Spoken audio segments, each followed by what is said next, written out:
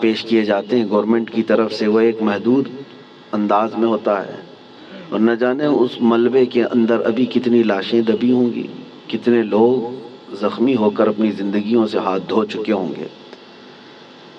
کوئی سوچتا بھی نہیں، کسی کو معلوم بھی نہیں ہوتا کہ کب زمین پھٹ جاتی ہے اور کب بڑی بڑی عمارتیں زمین میں نیچے آ جاتی ہیں۔ یہ کیوں آتے ہیں زلزلے؟ اسی پر میں تھوڑی سی بات آپ کے سامنے رکھتا ہوں۔ وہی آیت میں نے آپ کے سامنے پڑھی 21ویں پارے کی۔ اللہ فرماتا ہے زمین میں فساد ظاہر ہو جائے گا۔ کب؟ بما کسبت اید الناس، لوگوں کے ہاتھوں کی کمائی کی وجہ سے۔ اور کیوں زلزلے دیتا ہے رب تعالیٰ؟ لیذیقہم بعض الذی عملوا، اللہ فرماتا تاکہ وہ جو کچھ کر چکے ان کو کچھ چکھا دوں۔ اللہ تعالیٰ فرماتا ہے لیذیقہم، تاکہ ان کو چکھایا جائے جو کچھ بھی وہ کر رہے تھے۔ محدثین بھی اسی بات پر اتفاق کرتے ہیں۔ میرے آقا صلی اللہ تعالیٰ علیہ وسلم نے بھی ارشاد فرمایا زمین میں زلزلوں کا آنا، طوفان کا آنا، سیلاب کا آنا، یہ اللہ کے عذاب کی نشانیاں ہیں۔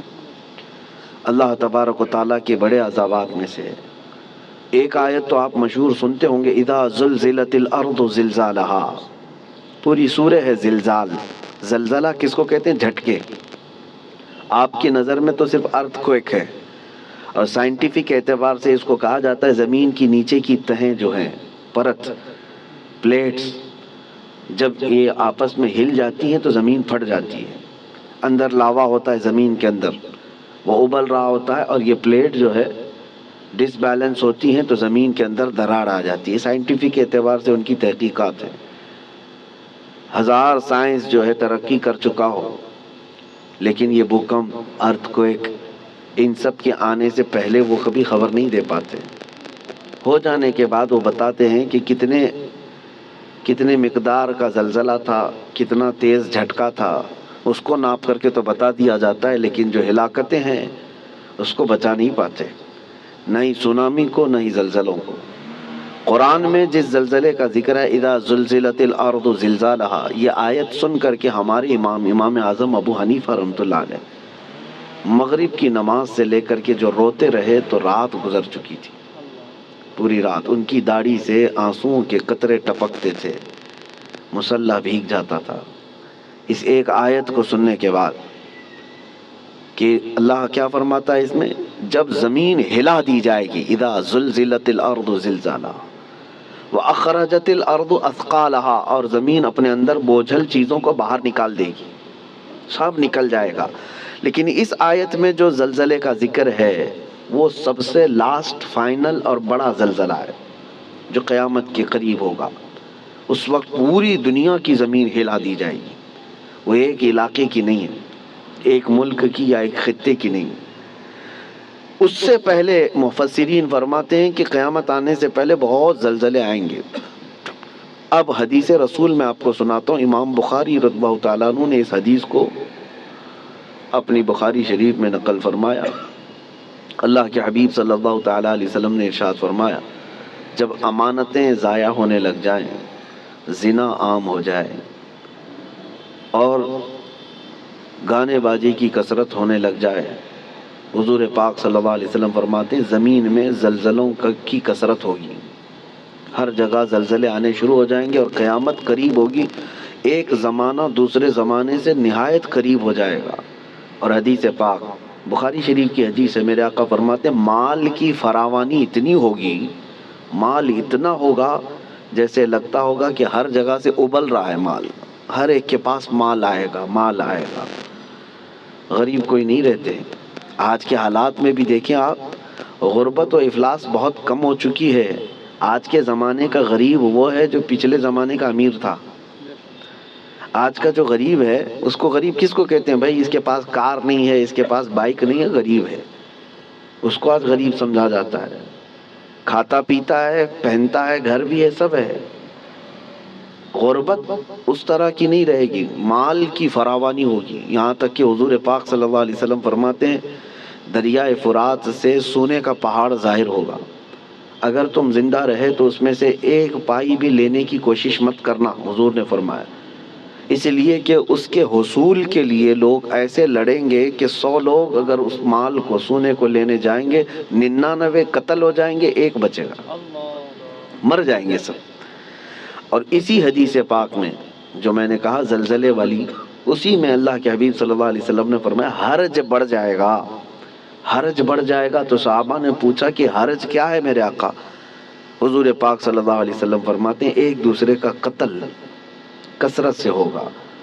تو اس زمانے میں ہم آ چکے میرے عزیزو، زمینیں جب ہلا دی جاتی ہیں پڑوس کی، خوف سے ہمارا دل ہل جانا چاہیے۔ حضرت عمر ابن عبدالعزیز رضی اللہ تعالیٰ عنہ 5ویں خلیفہ راشد ہیں، ان کے زمانے میں کسی ملک میں زلزلہ آیا، زمین ہل گئی، تو وہاں کے جو گورنر تھے، وہاں کے جو ذمہ دار تھے، حاکم تھے، ان کے نام پر حضرت عمر ابن عبدالعزیز نے فوراً خط جاری کیا کہ جیسے ہی زلزلہ آیا، حالانکہ وہ زمانہ عمر ابن عبدالعزیز کا تھا، عدل و انصاف کا زمانہ، ان کے زمانے میں جس جگہ پر زلزلہ آیا تھا اس جگہ انہوں نے اتنا ٹائٹ کر دیا، کورونا میں جیسے کوارنٹائن وغیرہ کے معاملات تھے، ایسے حضرت عمر ابن عبدالعزیز نے سارے لوگوں کو ٹائٹ کر دیا، کہا اس پورے خطے کے لوگ کثرت سے استغفار کریں، سب استغفار میں مشغول ہو جائیں، کوئی ایک بندہ بھی نہ رہے۔ اور پھر وہاں کے حاکموں کو اور وہاں کے جو گورنر تھے ان کو خط لکھا کہ جتنا تمہارے پاس ہے سب کا سب صدقہ کر دو، خیرات کر دو، الصدقۃ تطفئ البلایا، میرے آقا صلی اللہ علیہ وسلم نے فرمایا صدقہ بلاؤں کو ٹال لیتا ہے، تمہارے پاس جو ہے وہ صدقہ کر دو، اس لیے کہ اللہ کا غضب تمہارے ہاں آیا ہے، اللہ کا عذاب تمہارے شہر میں آیا ہے، زلزلہ آیا ہے۔ تو سارے لوگوں پر آپ نے لازم کر دیا تھا کہ استغفار میں مشغول ہو جائیں اور صدقہ و خیرات کثرت سے کرنے لگ جائیں۔ عزیزان گرامی وقار، اور ابھی 3 اور بڑے زلزلے آنے والے ہیں جس کی بشارت میرے آقا صلی اللہ علیہ وسلم نے فرمایا عرب کی سرزمین پر آئے گا، مشرق میں اور مغرب میں، یعنی ایک ایسٹ میں، ایک ویسٹ میں، اور ایک عرب کی سرزمین۔ ایک قیامت سے پہلے 3 بہت بڑے زلزلے آنے والے ہیں جس میں لاکھوں لوگ دھنس جائیں گے، زمین اتنی تیز پھٹے گی کہ ہزاروں کی نہیں لاکھوں کی تعداد اس میں زمین میں چلی جائے گی۔ مشرق میں ہم لوگ بھی آتے ہیں، ویسٹرن میں دوسری کنٹریز ہیں، آپ کو پتہ یورپ وغیرہ، اور عرب ہے۔ اور ان زلزلوں کے متعلق جو فرمایا گیا وہ قیامت سے قریب آنے والے ہیں، وہ بڑی نشانیوں میں سے ہیں۔ اور ان عذابات میں جو گرفتار ہو گئے، اللہ کی پناہ، اللہ کی پناہ، کوئی دنیا کی طاقت انہیں نہیں بچا پاتی، کوئی دنیا کی طاقت انہیں روک نہیں سکتی۔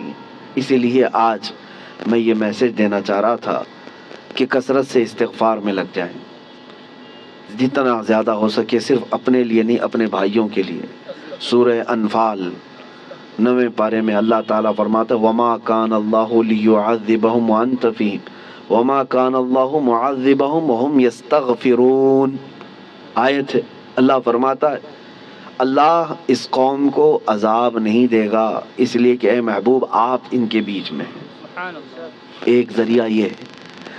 دوسری بات اللہ تعالیٰ قرآن میں فرماتا وَمَا كَانَ اللَّهُ مُعَذِّبَهُمْ وَهُمْ يَسْتَغْفِرُونَ، اور اللہ ان کو اس وقت تک عذاب نہیں دے گا جب تک یہ استغفار کرتے رہیں گے، جب تک یہ استغفار کرتے رہیں گے۔ استغفار کیا ہے؟ استغفر اللہ ربی من کل ذنب واتوب الیہ، استغفر اللہ ربی من کل ذنب واتوب الیہ، استغفر اللہ ربی من کل ذنب واتوب الیہ۔ میرے عزیزو، کثرت سے استغفار کرو۔ اور اسی کو میں نے بہت پہلے کورونا کی جب ابتدائی حالات تھے اس وقت میں نے ایک اپنے چھوٹے سے میسج میں بیان میں نشر کیا تھا کہ اللہ کے حبیب صلی اللہ تعالیٰ علیہ وسلم نے ارشاد فرمایا کہ یہ عذاب الہی کی نشانیاں ہیں، استغفار کرو، اور جب تک استغفار کرتے رہو گے اللہ اس عذاب میں مبتلا نہیں کرے گا۔ آج کہیں کسی پڑوس کے گھر پر آگ لگی ہو تو اس کی چنگاریاں تمہارے گھر کو بھی جلا سکتی ہیں۔ یہ مت سمجھنا کہ ترکی ہل گیا، ملک شام ہل گیا، یہ تو ہم بہت دور بیٹھے ہیں، زمین تو سب کی جڑی ہوئی ہے، زمین ایک ہی ہے۔ اور ان زلزلوں کے ساتھ اللہ تعالیٰ پوری دنیا کو یہ عبرت دینا چاہتا ہے، اسی لیے توبہ و استغفار کے ذریعے سے اپنے اعمال کی طرف توجہ دیں۔ اور وہ جو ہزاروں لوگ دھنس گئے ہیں زمینوں کے اندر، ان کے لیے مغفرت کی دعا کریں۔ اور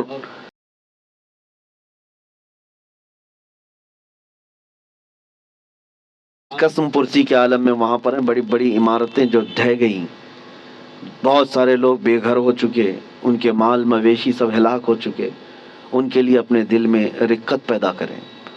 وہ تمہارے بھائی ہیں، امت مصطفیٰ ہیں۔ نبی پاک صلی اللہ تعالیٰ علیہ وسلم نے یہی ارشاد فرمایا، مومن وہی ہے کہ جو دوسرے مومن کی تکلیف پر تڑپ جائے۔ مثل المؤمن کمثل جسد اذا اشتكى عضو تداعى له سائر الجسد بالسهر والحمى۔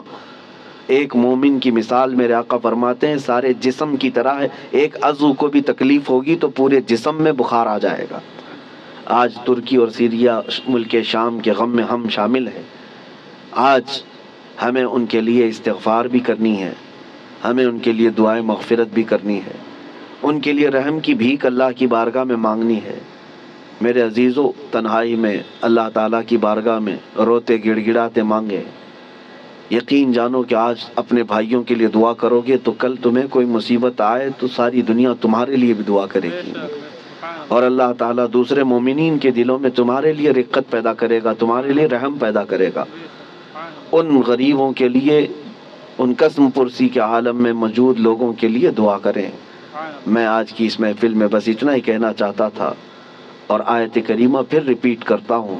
اللہ فرماتا ظہر الفساد فی البر والبحر، فساد ظاہر ہو گیا خشکیوں میں اور سمندروں میں، بما کسبت ایدی الناس، وجہ کیا ہے؟ اس لیے کہ لوگوں کے ہاتھوں کی کمائی ہے، ان کے اپنے برے اعمال ہیں، ان کے گناہ ہیں، ان کے شامت اعمال ہے۔ لیذیقہم بعض الذی عملوا، اور اللہ فرماتا ہے یہ کیوں ان کے اوپر عذابات آئے؟ تاکہ ان کو چکھایا جائے جو کچھ یہ کرتے تھے۔ اور ان کو چکھانے کے بعد مقصد کیا ہے؟ اللہ فرماتا ہے لعلہم یرجعون، تاکہ وہ دوبارہ لوٹ آئیں، تاکہ وہ اپنی پرانی حالتوں سے توبہ کر کے اچھی حالتوں کی طرف باز آ جائیں۔ اللہ کریم ہم سب کو کہنے سننے سے زیادہ عمل کی توفیق عطا فرمائے۔